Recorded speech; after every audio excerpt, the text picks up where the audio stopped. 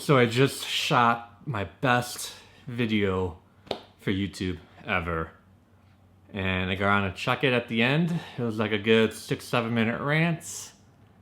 And my shotgun mic on top of the camera wasn't even on. I turned it off, so I wouldn't waste the battery.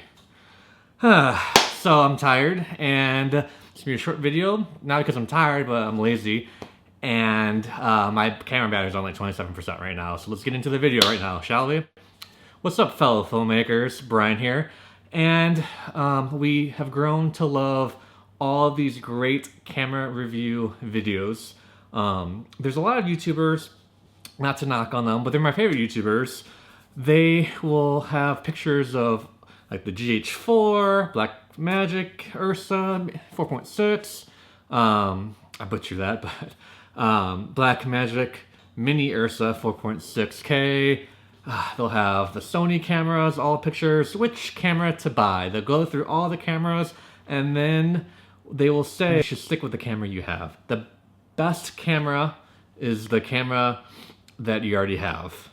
And then it just goes over your head, goes over my head, like, wow, that was such a thought-provoking thing. And then you sit there for 5 minutes, and then all of a sudden it hits you, if I wanted to shoot with the camera I have, I would not be looking at these type of videos. So what I say to you is, don't shoot with the camera you have if you don't like it. Buy the camera that excites you the most. Yep, the camera that excites you the most. Pretty simple. Why? Because the camera that you already have, you don't want to pick up and shoot with. Probably not because of image quality. All these cameras these days have great image quality, but they each have their certain quirks that may not be fun to shoot with. So get the camera that you want to shoot with, that excites you the most. And I feel like a lot of these filmmakers, not to bag on them, they're great.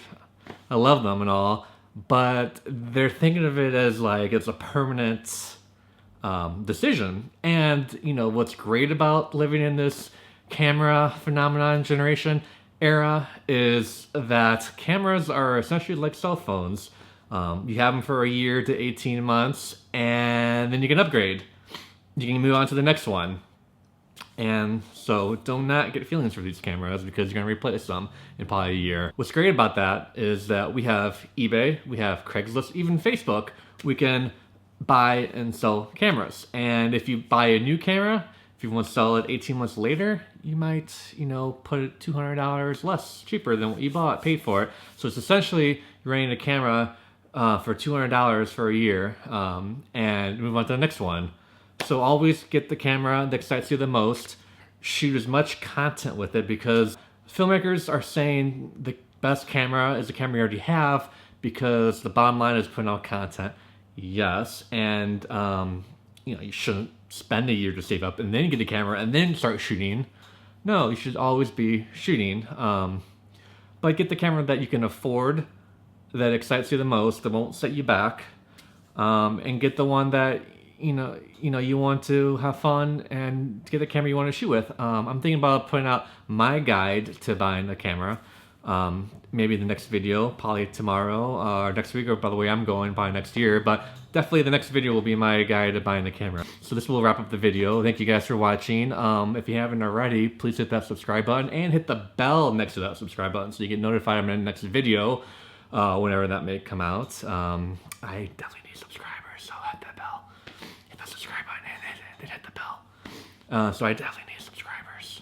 And please hit that like button, share with your friends, and hopefully I can get this video under 2 minutes. Alright guys, see you next time. Thanks for watching.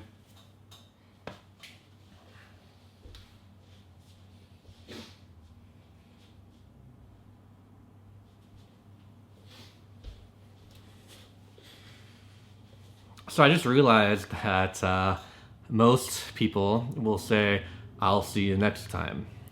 And that sounds great and catchy. I say that. And I just realized that I won't be seeing you next time. You will be seeing me next time. So I'm going to leave it with, you will see me next time. Bye guys.